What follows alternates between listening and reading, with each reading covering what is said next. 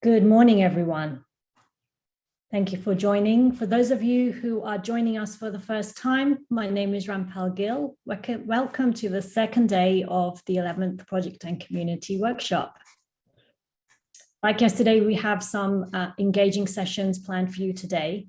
A quick reminder to all session chairs, especially the ones from yesterday, that please remember to update and add a slide into the Friday breakout wrap-up deck, which I've sent you a link for. A couple more housekeeping things. Please keep an eye on the housekeeping on the announcements channel, where we'll be putting some various housekeeping announcements. And the campaign called RUBIN, there's a Slack channel for that. We had some great introductions yesterday, and that was for roll call Rubin. And today we have U for unique Rubin. So please tell us anything unique about you, your hobbies. I know some of you are desperate to post pictures of your pets, your plants, anything you can think of. Just unleash those photos and let's have some fun with that. And speaking of fun, the lightning stories, in case you missed them or you joined at the tail end of them, they will be posted on the specific Slack channel. Look out for that and join early tomorrow. There'll be 4 more lightning stories that start at 1:45, so you can catch up with those. And tomorrow also there will be virtual board games, which are on the agenda. So join the Slack channel to get more information about those. Quick reminder that all sessions are recorded except the DEI session. All are posted on the website for yesterday's recordings that took place. Attendees are muted throughout this plenary session. You can ask questions though by clicking on the chat button at the bottom of your screen here in Zoom or on the dedicated Slack channel. And we'll try to get through all the questions we can, but if not, we will continue to answer them on the Slack channel. So let's kick this day off. And for that, I'm going to hand you over to Director of Operations, Bob Blum. Take it away, Bob.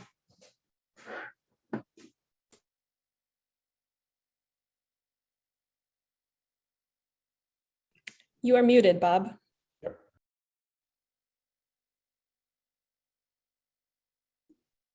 Sorry, I've only been doing this for a 1.5 years. Welcome, good morning. Thank you, Rampal. It's great to be here with you. Good evening, good morning, good afternoon, wherever you are. Wow, I hope you saw some of those lightning talks. Does anyone have any doubt that we will succeed? That is a great group of people, and that's just a small sampling of the folks that are working on this project to get it done and over the finish line. So that was really cool.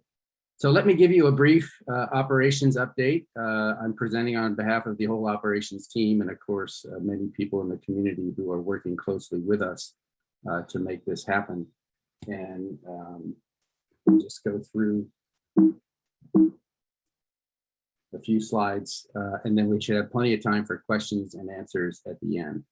So you know, and we know that we all want to have a kind, respectful, and inclusive community workshop. So you know what to do, we know what to do, let's do it together. Let's build a community the way we want and accomplish the science in the best way possible. As Rampal just mentioned, this will be recorded. If you don't want to be recorded, just turn off your video.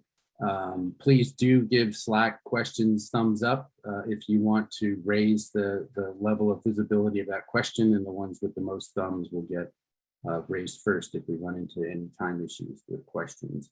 And any appreciation that you show is very welcome, and I will take that on behalf of the full team. So there's the Slack channel, just in case people don't have it. And we are supported by the amazing Will Omelane and incredible Amy Reese this morning to help and monitor your questions and feed them to us. So keep putting them in those 2 channels. We should have plenty of time by the end. And so we'll use the Zoom raise hand feature. And when your hand's up, you'll get called on and unmuted and you can ask your question directly. So this is just a message from our sponsors. I can't say enough, you know, we can't say it too often, how fortunate we are to get the support of the US funding agencies, the National Science Foundation, and the Department of Energy. They are doing a tremendous amount of work on our behalf.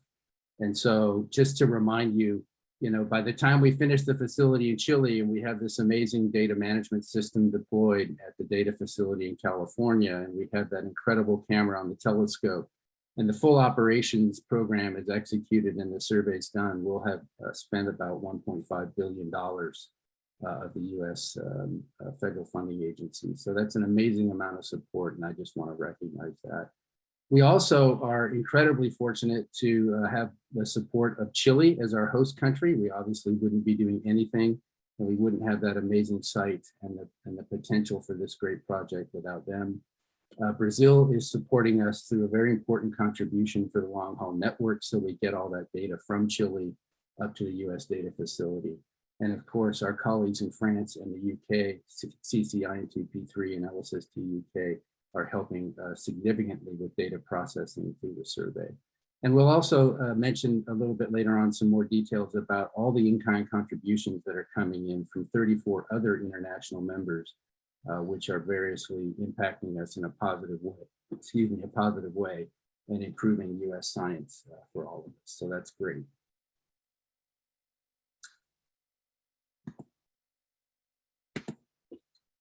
This is my Rubin operations in one slide, just to give you a quick overview to remind you of what we're trying to set up and what we'll eventually do. You can think of Rubin operations as kind of a loop that we'll execute over and over again for 10 years. And that loop will provide a very high quality and world-leading data products to several groups, most importantly, the science community, you, and the public who's supporting us.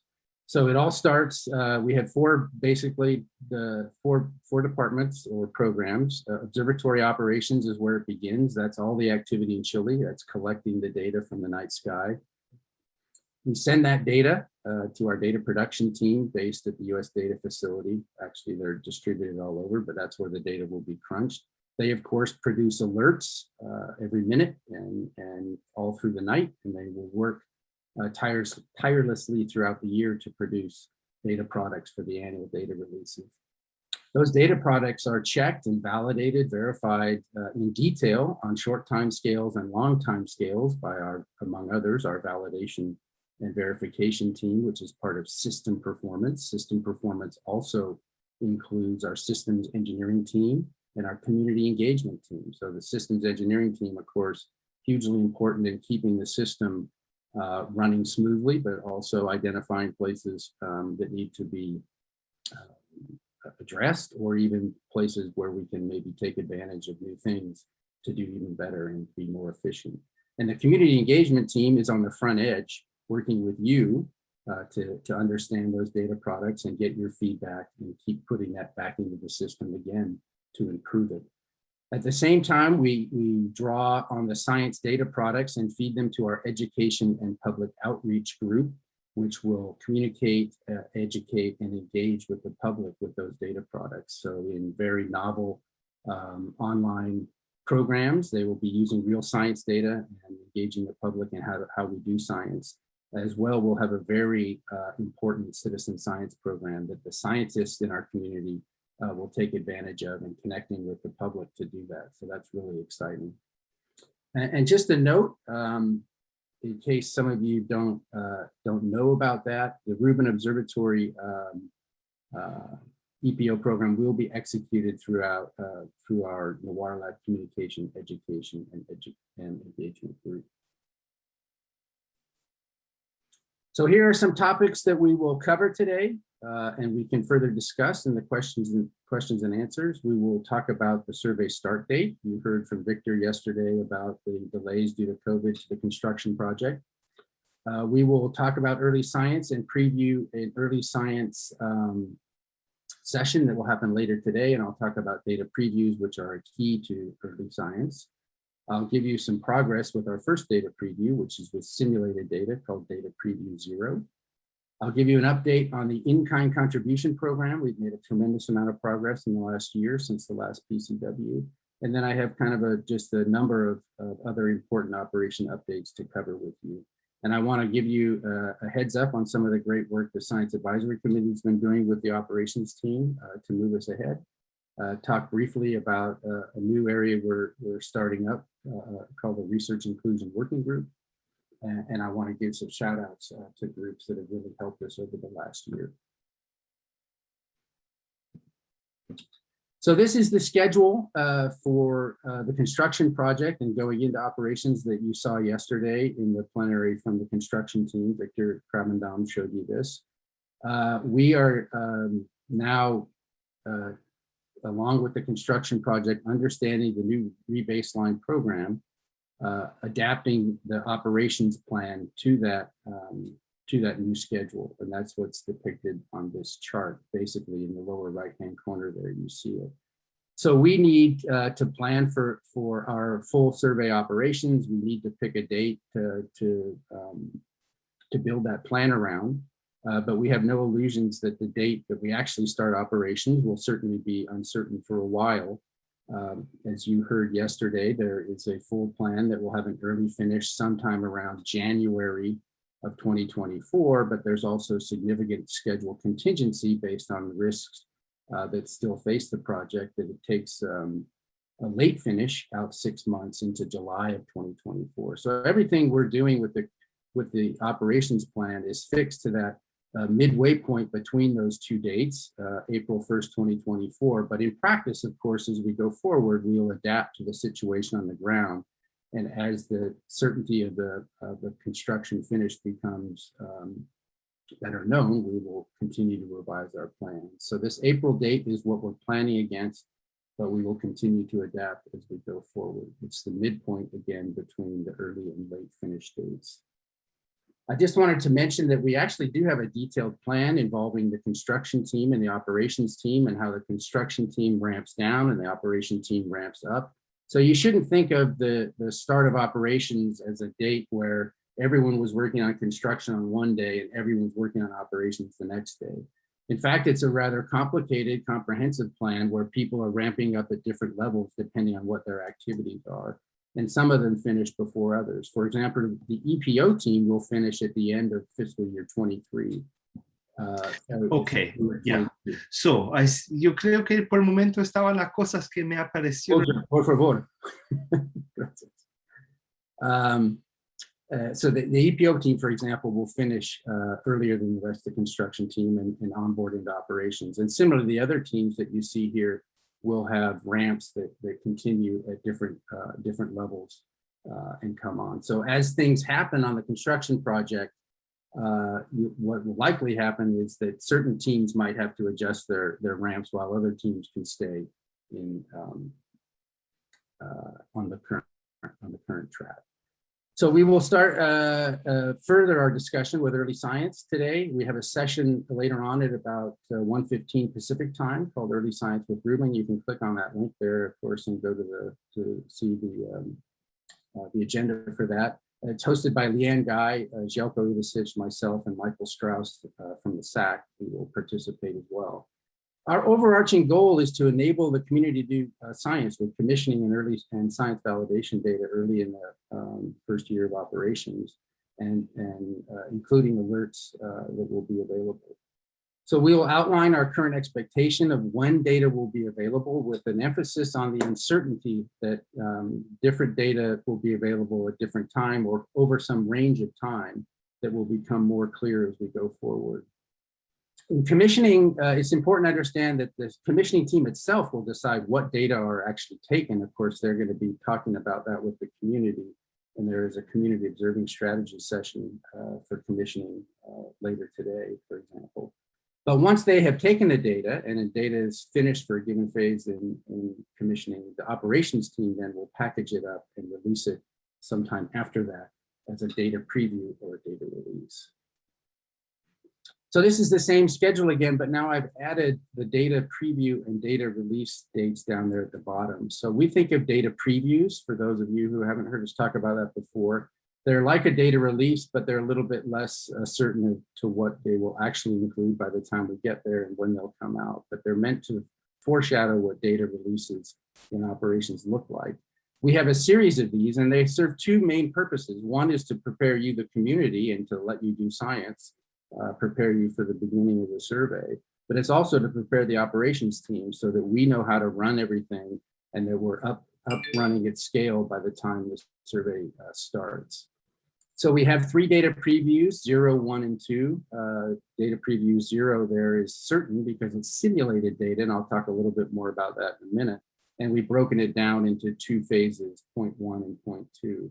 Data preview 1 is to be based on ComCam data, commissioning data coming from the commissioning camera. And data preview 2 is from the LSST cam, principally the science validation data. And what you see down there is our sense of the uncertainty of when those data could be released based on the early and late finish dates for the construction project. We assume the data preview 0 will happen on time. We're working on that right now. Data preview 1, we assume is a little bit less uncertain than data preview 2 and DR1 because after all, the commissioning with activity with ComCam happens before many of the other uncertainties in the construction project take place.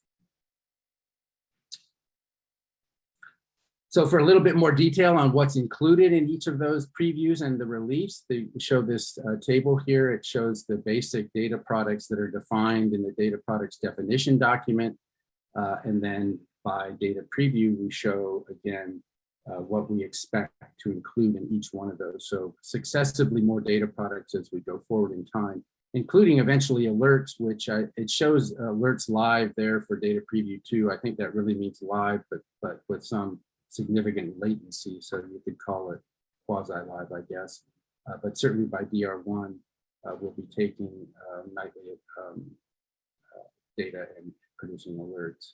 So the main point here is that the data releases depend on what actually happens in construction. We want to emphasize there's some uncertainty. You see in the top bar there, there's a range of dates for each one. That's what we're planning against right now, and we hope that they're sooner rather than later, but we don't want to set unrealistic expectations as we go through this next challenging phase of the project. Okay, data preview 0. The first of these data previews has actually already begun. It's a pre-operations activity where we're actually running things like we think we will in operations, and we're learning a huge amount. It's been a very good experience so far. The team has done a tremendous job. Here on this image, you see at the landing page on the Google Cloud for the instance of the Rubin Science platform, where there's a portal, notebooks, and an API where people with access credentials can log in and work on the data preview in the same environment that we will be providing during the full survey. This is based on dark energy science collaboration. Thank you very much. Simulated data products. And what's presented so far are the original data products produced by DEST themselves. So this is all running on the Google Cloud, what we call the interim data facility. It allowed us to get started before we had everything set up at Slack, which you heard earlier if you saw the lightning talks is ongoing now. But we haven't finished, obviously, setting up the data facility there yet. There's a tremendous amount of data, documentation, excuse me, on these data previews, and you're welcome to go view that. There's a link there. And we started hosting users in this June. So this phase 1 started on June 30th with the simulated LSST-like data. We had over 200 EP0 delegates. We limited the number of people that we made access available to initially, mostly because of our concern that we wanted to have enough resources to support users efficiently, and we knew it couldn't be the entire data rights community yet. Obviously, we have to ramp up over time so that we support all the data rights community by the time we start full operations. And so with each successive data preview, we will be adding more and more delegates. So that's something to look forward to as we go forward. DP 0.2 will be coming up between now and about a year from now, where we'll make it available to a larger group of users. And that will be data that we have reprocessed, starting with the DEST raw images and with our own current version of the pipelines running on the IDF and the current version of the tools and the platform available for you. There's a tremendous amount of resources that the community engagement team has put toward supporting this, and they're available to everyone, not just the delegates. So please do follow the links there. Go look at the the forum, communitylsst.org, and the category support for data preview 0 if you're interested. There's just a tremendous amount of information coming out. So it's a great opportunity to start warming up and getting ready for the full survey. Okay, for a quick in-kind contributions update, as I mentioned, we have made tremendous progress since we met with you last at the PCW last summer. We now have a recommended program. What does that mean? That means we had a bunch of proposals come in from our international community members, and through the very considerable and important efforts of our Contribution Evaluation Committee, which is a community-based committee of evaluators, we were able to review and eventually accept a whole suite of contributions that comprise these 39 teams and their programs. And those recommended programs coming from the CEC and with input from Rubin and some of the recipients of these contributions were approved by our Rubin Management Board for further development into data rights agreements. So those teams will have provisional data rights to participate in data previews, for example, until their final data rights agreements are signed with SLAC, ORA, or DOE. And our optimistic goal would be to have the first of those agreements to the contributors by the end of this calendar year. Of course, the DRAs, which will be seen by the agencies, will represent final approval and the final conveyance of true data rights going forward. But that's all really great progress. The current activities are including development of performance and tracking. We really want to get set up to efficiently understand how to track and review the contributions so that there is a rigorous review and that we get the contributions that everyone wants to give us and that we want to accept. And so we'll have a session mostly for the contributors and the recipients of the contributions today, how to make and receive an in-kind contribution. That's also at 1:15 Pacific time. And if you're one of those in one of those groups, you might really want to consider showing up for that. It will be very interesting and informative in our detailed manual about how to go about this aspect of the program. I just wanted to mention, because it's come up several times, that the commissioning participation does have two independent channels. They were developed kind of independently and they're not exactly the same. We recognize that. In the end, they should result in a similar number of folks having the opportunity to participate from the US and Chile as from the in-kind contributors, but they were separate processes and we recognize that. The commissioning AO we talked about yesterday, and commissioning participation from the in-kinds comes directly from these programs that were proposed earlier by the international members. And then I just want to say that we do have a dedicated in-kind program coordination team, members of the international community actually helping lead that, with folks from the WAR Lab contributing to Rubin and also SLAC. So it's a really great group that has been managing all this and pushing it forward. And we wouldn't be at the level of progress we have today without them. So this plot just shows you kind of a high-level summary of the types of contributions that have been recommended and that we're planning to accept and convey data rights for. And it gives a sense of the relative amount of those contributions in the different categories and the total value. So this is the actual program that was recommended and approved by our management board and that we're working now to finally approve through individual data rights agreements with the contributors. It's about $250 million if it's valued in a way that's consistent with costs and other things in the US. There's a large fraction of it is for operations, construction and commissioning. The vast majority of that is actually for operations, the processing of data in France and the UK. There's a significant amount of software development that will go toward science collaborations, for example, but also towards aspects of Rubin operations software. There's computing resources, so CPU cycles that will be available in independent data access centers for the community to use and take advantage of. There are value-added data sets, and there is telescope time. So a lot of this effort will be implemented through our science collaborations, and we certainly value incredibly their efforts, and we hope and always the goal here was to provide the community with resources that would really help them do the science that everyone wants to do. I really like this plot because, you know, when I first started working for Rubin Operations, the first thing I did was convey to all the international Inkind folks that their contributions they had been planning, their financial contributions they had planning, we're not going to go forward. We're going to completely change the model to this Inkind model, where the agencies paid for all the operating funds, and the Inkind would be contributions to user-generated data products and other things, perhaps offsets to operations. But it was a big change, and there was a lot of angst at the time. But I think we have really succeeded quite well in bringing this Inkind program to where we had hoped it would be. And it really does capture that international community, and it lives up to really the original vision of Rubin and LSST, which was to have a strong, vibrant, and diverse international community, which I think is all but guarantees that the survey will be a major success. And I'm just super excited to work with this worldwide community. So we're a community of at least 28 countries going forward with these recommended programs, and including the US and our host country, Chile. Just keeping an eye on the clock. We're doing pretty good.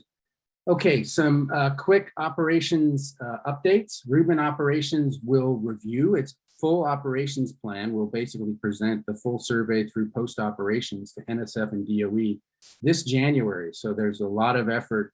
You know, I don't often have exciting pictures and things to show like the construction team, but there's a lot of effort going on behind the scenes to wrap up the detailed plan and get it reviewed by the agencies. This will be a major milestone to set us on the track to fully and successfully execute the operations for all of us.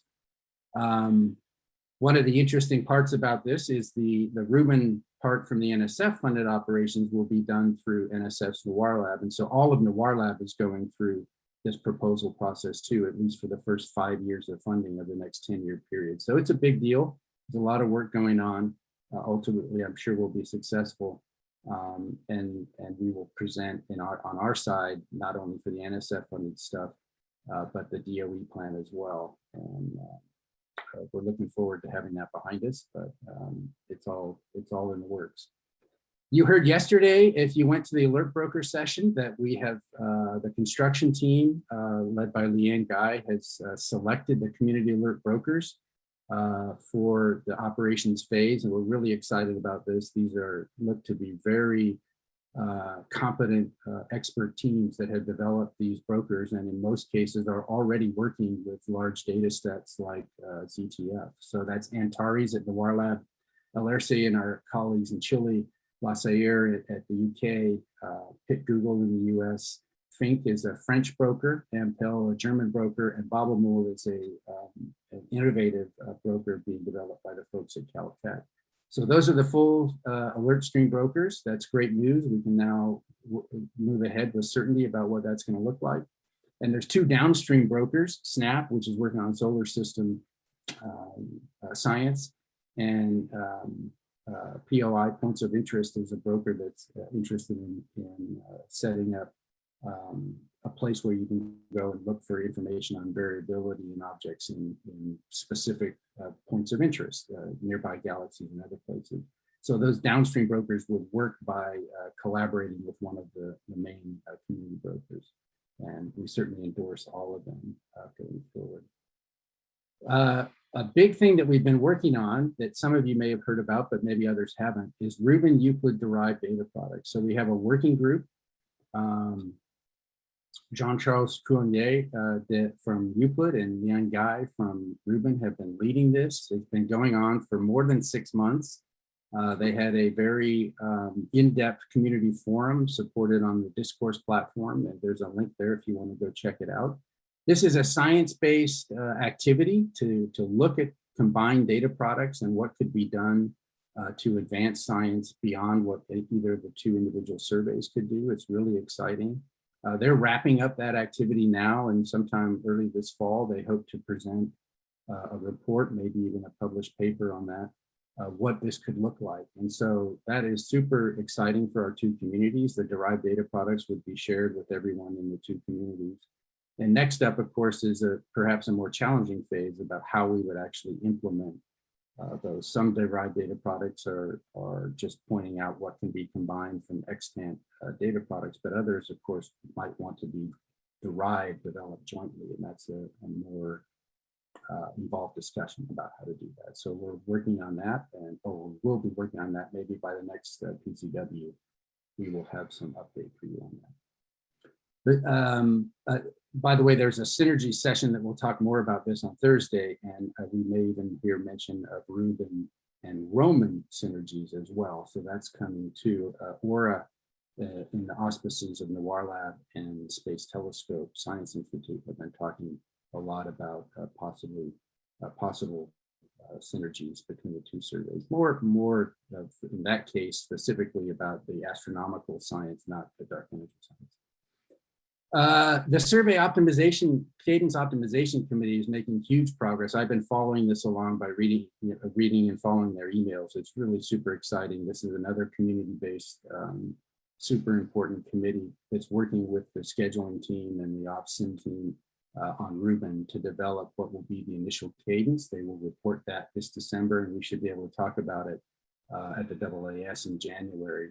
And there's 3 sessions discussing that in their current progress, which many of you are aware of because you've been contributing to this through the Cadence white papers and the Cadence notes. So that's 2 sessions tomorrow, I believe, and 1 on Thursday. So certainly check in there if you're interested about the status of the Cadence development. And another thing that's happening that a lot of you are paying attention to are the mega constellations. They seem to be growing. There's more every day. This will definitely have an impact on science. It will definitely have be an important thing to think about in detail on how we mitigate the impacts of these mega constellations in our images. But it's more than just Rubin, of course. But we have had significant participation in recent workshops. So NSF has supported, and Noir Lab and others have supported the SatCon conferences. There's been 2 of them so far. The last one just completed this summer. Our own Tony Tyson and Meredith Rawls played big roles in that, and will continue to as we go forward, understanding the impacts and the mitigations that are needed to ensure that we get the Rubin science done. Folks at Noir Lab are very interested in all this as well, and you may be hearing more about this in the next few months about further activities structured and organized to really take a really comprehensive look at how to handle this. Connie Walker is one of the folks at Noir Lab doing a lot of work there. So there will be a session on Wednesday. I encourage you to see that too if you have time. Okay, as we go deeper into pre-operations, we work more and more with the Science Advisory Committee. This is a great team of scientists in the community that's helping advise both the construction project and the operations team going further. Much of the construction project, of course, is set, so the Science Advisory Committee seems to be now more naturally concentrating on aspects of the survey and operations, which I think is natural and very good for us. Recently, they helped tremendously by drafting a charter that we worked with them on and approved for the federation of the science collaborations themselves with Rubin Observatory. So this is while the science collaborations remain completely autonomous and set their own destiny and their own goals, we have federated in a way that agrees on some mutual things that each will do for the other. And I think it's a really helpful and healthy relationship to have with Rubin, with the science collaborations, who we will depend on so much to be successful going forward. So there are 8 science collaborations, as you're probably aware, and this charter, which you can follow the link to and read if you like, just lays out what the federation means for each side. And in fact, each of the collaborations has sent a petition, a letter to Rubin asking to be approved as a federated member. And we have basically done that for all 8 of them. 2 of them I would call provisional, but only because they're wrapping up some of their own internal documentation. As soon as they do that, it's just check a box and they're done. So I'm very excited about that. It's kind of a new, the next phase, not a new phase. They've been doing a lot of work already, of course, but it's the next phase of our relationship and moving together forward to succeed with Rubin. Currently, Melissa Graham and Michael Strauss are helping the SAC advise us on establishing the users committee, which we'd like to have in place by this fall. This will be a committee of expert users selected by a proposal nomination process that you should be seeing pretty soon, maybe in a week or so. That can be self-nominated or nominate others. And we will pick about 12 members from the entire international community to help advise us and give us feedback from the user experience with Rubin, both the DOE science and the NSF funded science going forward. Really a user-facing committee to make sure that we're doing what the users need to be done to succeed going forward. So that will happen soon. So look for that maybe in a community post if we go through the summit. And then I already mentioned the early science session, but just to highlight the fact that it's really with SAC participation, they wanted to engage with us, and we welcome that and are excited to have their support and input. So join us at 1:15 for that session. All right, we're getting close to the end of the slides. I think we're in pretty good shape. I wanted to talk to you briefly about research inclusion. This is something that Rubin takes very seriously. So for a long time, I think a lot of us are used to talking about DEI, diversity, equity, inclusion issues within our organization, and we want to continue to do that. Excuse me, and we want to always build our organizations from that perspective so that we can succeed in the greatest way possible. But research inclusion is taking it outside. It means including those that have not been included before in the research enterprise, what we're trying to do. And Rubin is trying to build this in from the very beginning. We're just starting. We haven't succeeded with anything yet. And I ask you all to hold our feet, excuse me, to the fire on this as we go forward. But I think we have a good start. We have a group of people from the science collaborations from LSST Corporation, who's doing great work with us in this area, and Rubin and the Wrapup staff who get together bi-weekly.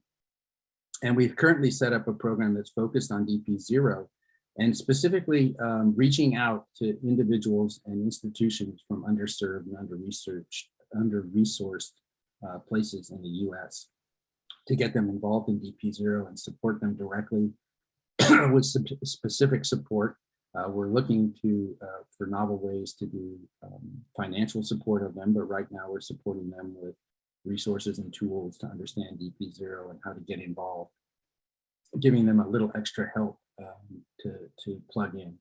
And we are hiring a postdoc. That's an active recruitment to engage in this group with us, to actually specifically have community engagement activities, but to have them targeted to under-resourced, underserved institutions.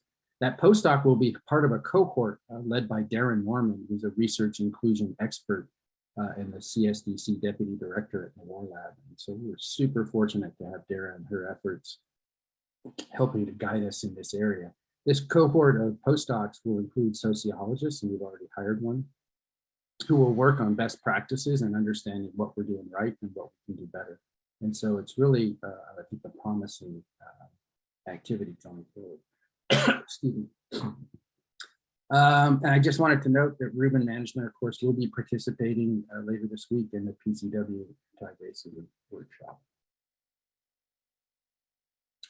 So finally, just a note, we are hiring. So a lot of our activity has been to discuss and understand the transition of construction folks into, into operations, but we actually do have certain roles that are being opened up just for the operations team to come on. And so I just mentioned this research inclusion postdoc from the Wrapup.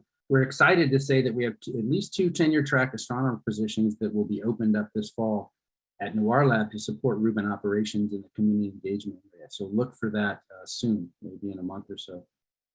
At SLAC, we're looking also very excited, 4-year observing specialists, cosmology postdocs that would work both in SLAC and in Chile closely with the telescope and camera, and software scientist engineer positions at SLAC to support Rubin operations, as well as computing professional positions at the US data facility.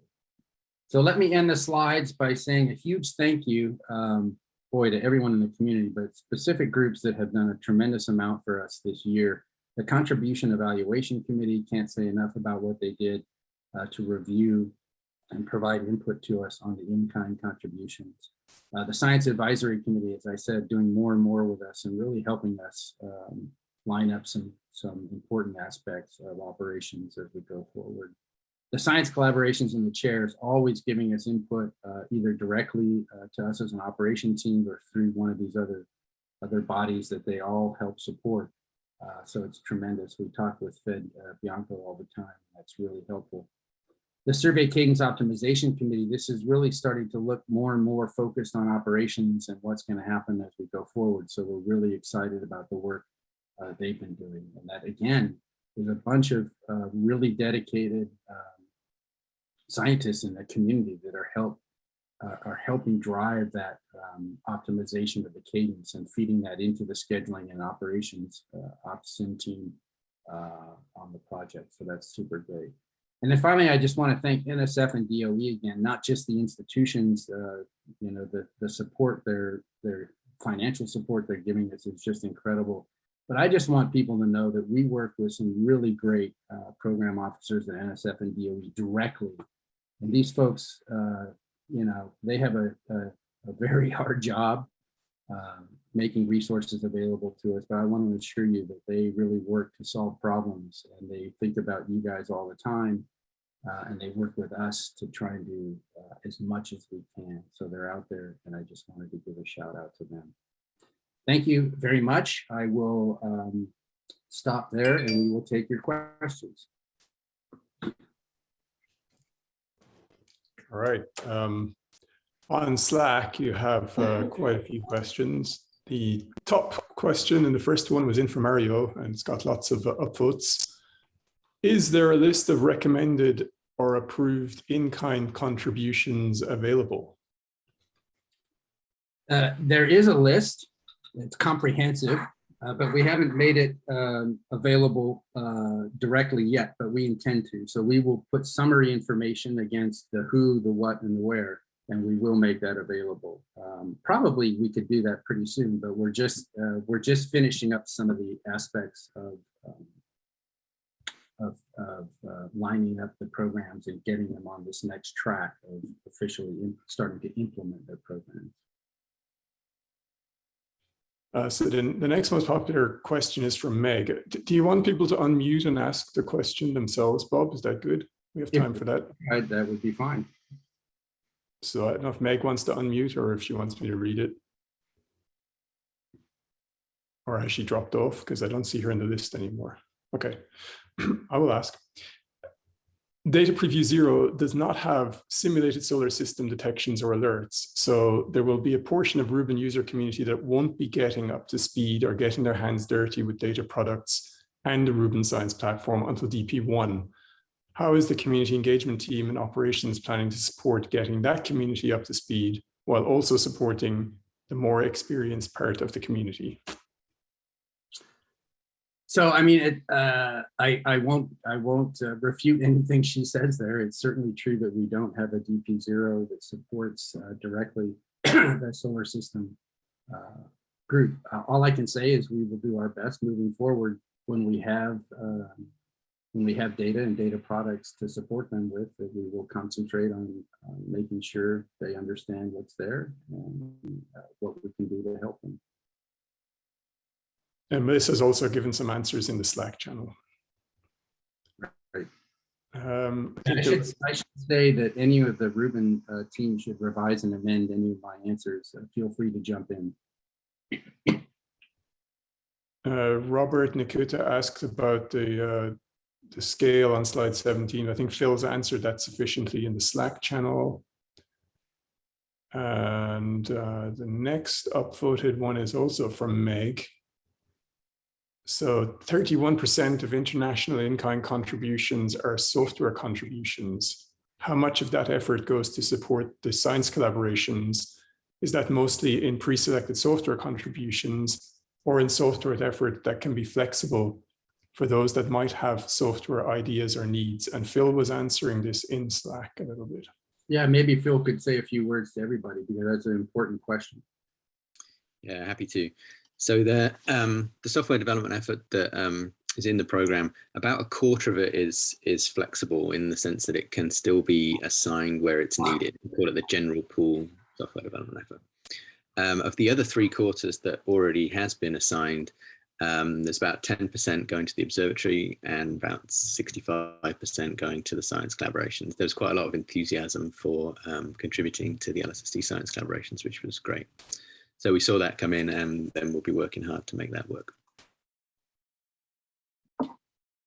Oh, there was a follow-up from Meg. She asked, when will this flexible software development time, the general pool, when will that be available? It's actually been proposed for sort of spread out over the next few years and into the survey as well. So what we'll do is we'll go asking for needs and try and meet them, and we'll try and plan it so that we're doing the most useful things between now and the early part of the survey.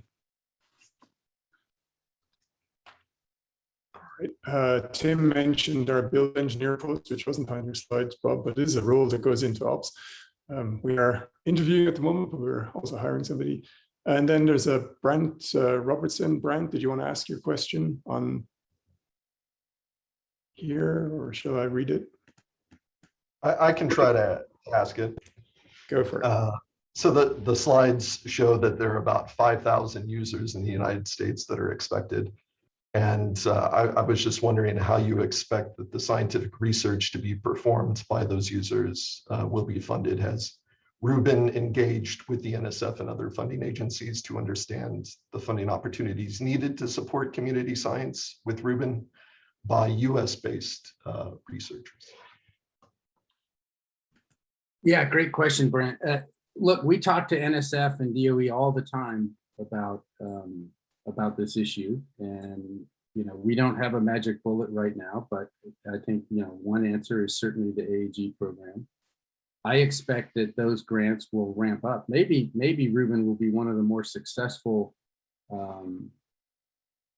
in getting AAG grants of all the nighttime ground-based astronomy programs. We'll see if that happens. Right now, obviously we're in pre-operations, and it's a little bit higher bar to get those kind of grants. But I think you'll start to see more of them coming. There are, I can't really speak to details, but there are other things in the work with fellowship programs that we're talking with NSF about that will help. And you heard yesterday about the efforts of LSSTC, which will help a lot in this area as far as that. I want to emphasize that, just the base delivery of data products through the NSF and DOE funding. Of course, I didn't mention, but DOE is funding DESC to do research. But the base funding will certainly provide science-ready data products for many of those 5,000 users, but not all. So yeah, it will remain a challenge, but I think there are things happening this year that suggest that there'll be more, you'll see more grants coming to at least a segment of the community. We have, at some level, we have to be realistic with NSF, right? I mean, if you look at the history of the grants program, it's still, 20% at most. So you're talking, 1,000 of those if we were 100% successful with those 5,000 users. And Mario had the next question, and he's there, so he's going to ask you. Yeah, can you say a little bit more about the Rubin Federation Charter? And do you anticipate forming new collaborations? Do you anticipate forming potentially competing collaborations? If the latter happens, how are you going to handle that situation, given that the existing collaborations effectively approve new collaborations? Yeah, so the charter does lay out a few high-level principles for how science collaborations form themselves, what kind of things they need as far as a collaboration charter and the basics about their governance structure and who can join and do they need data rights and that kind of thing. So it basically just lays out how they form. It even talks about how they can disband. And again, it's mostly left up to the science collaborations themselves within this framework to form as they see fit. and work as they see fit. So there could be other science collaborations that come into play. There could even be competing science collaborations that come into play. We have always said the best way to get involved with Rubin Science is to collaborate with the groups that are already out there doing it. So we certainly would encourage people, if they want to get involved in a particular science area, to first look to the existing science collaborations. Of course, we can't tell anybody that has data rights what to do as far as their scientific motivations are. If they really wanted to start a different collaboration, they could, and we would, under the guidance of the charter itself, decide how, whether or not to federate them with Rubin or not. Again, we would certainly encourage people to work together. We think that's the best way forward, but that's it. And no one, I don't know of any nascent collaborations that are trying to form. I haven't been asked about it. So there were no more questions. Fed had a comment. I don't know if she wants to unmute and reinforce your point on research imbalance. Perhaps not necessary. I was just echoing what Bob mentioned, that right now there is a significant imbalance between the funding that is flowing to the community for cosmology research and all other fields that we have recognized are all important, and including the 4 pillars of Rubin. So I just wanted to echo that point. Hopefully that will change soon. Ed unmuted. Ed, and he has his hand up, so go ahead, Ed. Hi, yeah, I'm interested in why anyone would make that statement, Federica. I mean, there's nothing that we do that would limit funding in cosmology. So where we base the funding in our AG program on proposal pressure that comes in. I mean, each and every year, that's a fresh sample of the community. So if we were to have 100 proposals coming in cosmology, some roughly 20% of those maybe is likely to be funded. Can't get, there's never a guarantee, but that's the way we structure what we do. So it gives us the ability to emphasize areas of interest to the community kind of on almost a real-time basis. So I didn't mean to say that the NSF is funding, I don't have any evidence that NSF is funding cosmological research at a higher rate. But cosmological research is also funded by the DOE and the rest of the science that NSF will do is not. So even if NSF is funding at an even rate, and I'm trying very hard to get some information about these things, we're going to run a census among the science collaborations this year to try to get to some of this, like understanding of what is being proposed and the rate of acceptance by a variety of axes. Okay, great. Because I mean, I think it's important to emphasize that to the community so that you understand that, actually the way, because we don't, put things in particular categories and divvy up the funding in a particular way at the beginning. I mean, we don't silo our funds. We're able to respond to the community pressure. And I think there's one advantage that people may not be thinking about right now. There was always a criticism that, oh boy, if you don't already have a telescope time, how are you going to get the award? And if you get the award, how do you get the telescope time? That kind of thing. That kind of comes out of the equation now, especially when we have data flowing for Rubin, that everyone will know that the data are going to be available, right? You can propose exactly the stuff that's coming out, and they'll know the quality and can judge the science on its merits, and with the expectation that data will be available to do your project. So I think it's actually an advantage that people doing work on this project will have. So just things. Indeed, I absolutely hope and foresee that it's going to be easier to get funds as data starts flowing. It must be noted, though, that some fields of research, particularly cosmology, had effectively many years of lead into the research that they're going to do, and everybody else is already trying to catch up. Understood. Thanks, Ed. I think there's still time for another question if anyone wants to raise a hand or anything. Otherwise, we have nothing left on Slack, and it's back to you, Bob. Okay, well, I'll just kind of talk slowly for a second in case anyone has a question, but thank you very much for joining us today.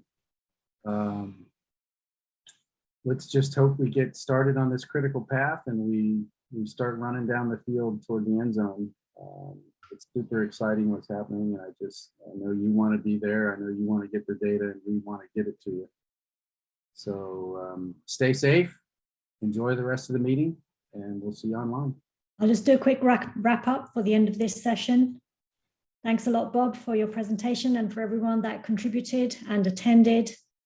Please feel free to continue submitting questions on the dedicated Slack channel in case you didn't think of something now and you think of it later. No problem, we'll help. You can ask your question there and we'll get to answer it eventually. The recording of this session will be posted on the website by tomorrow. And now we go into a coffee break. And there is a reminder, there is a coffee break channel on Slack and a Zoom room in case you want to start showing off your pets. Please have fun with that. And we'll resume at 10:30 with Rubin Research Bites, which is made up of 8 parallel topics, each which runs for 30 minutes and then repeats. It means you can pick 2 topics to attend and switch rooms after 30 minutes. Remember, if you need any help at all, we're on Slack. You know where to find us. Enjoy the rest of your day. Thanks, everyone.